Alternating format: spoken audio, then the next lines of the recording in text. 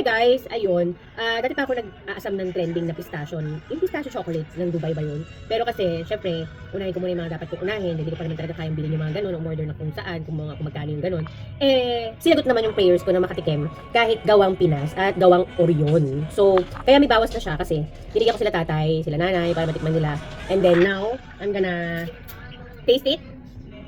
Ito yung in-order ko sa McCoy Street. Yung gumagawa ng cake ng mga anak ko pagka may celebration, birthday celebration. Ayan, siya po yung ino-orderan ko. So ngayon meron siyang ganitong ginawa, kaya gusto ko na subukan kung anong lasa, 'di ba? So hindi ko alam yung lasa talaga nung chocolate na trending ng pistachio, kaya kung ano yung mabili natin muna sa ngayon, yun muna. Mami, mukha siyang peanut. Ano pa? Mami, peanut ba ka? Actually, dalawa in-order ko. The other one is chiffon. Hindi ko nakalimutan ko kung anong tawag dito sa may fudge ba, parang fudge siya. Tama lang yung tamis. Hindi ako mahilig sa matamis masyado. Pero dahil sa nga mahilig ako sa pistachio, sa mga nuts, ayan, napabili ako agad-agad. Dahil mura lang di ba? Siyempre ito na muna dahil sa upward lang natin.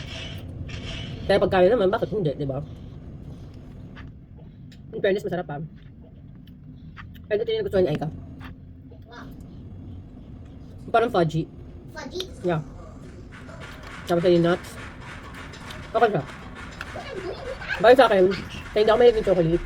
Tapos ang gusto ko lang palagi, minsan lang akong kumain ng chocolate.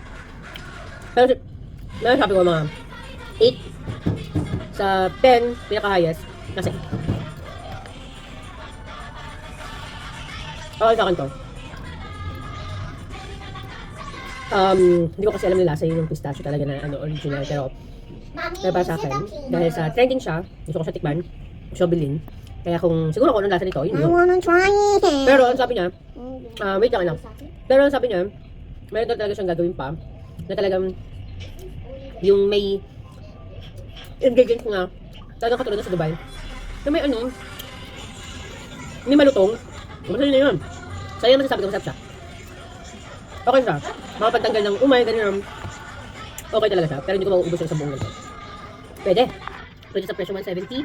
Okay siya, kasi 370 ata yung nabayaran ko. Dalawa yun. Yung sa chiffon, natikman ko na siya, pero hindi ko na sa inyo kasi may naasikasa ko na time yun. Pero ito, okay. Yummy. The best.